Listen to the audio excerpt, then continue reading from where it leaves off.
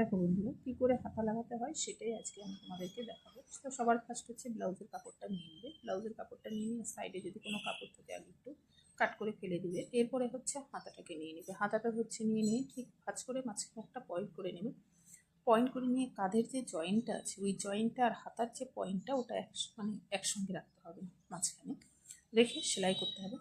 দেখো, মাঝখান থেকে শুরু করবে, যে কোনো এক সাইড থেকে শুরু করলেই হলো, পিছিয়ে আগে এরকম কোনো ব্যাপার নেই, মাঝখান থেকে তবে শুরু করতে হবে। তো শুরু করা হলো মাঝখান থেকে, দুই সাইডেই সেলাই মেরে দেবে, এর ডবল সেলাই দিয়ে দেবে।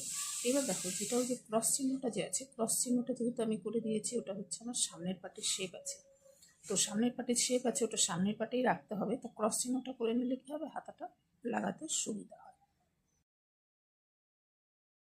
এরপর হচ্ছে ডবল সেলাই দিয়ে দেবে। ডবল সেলাই দিয়ে দিলে কী হয়, সাইডের যে সুতাটা না একটু কম বের হবে, একদম ধার দিয়ে একটা সেলাই দিয়ে দেবে। দেখো, এরকম হয়েছে।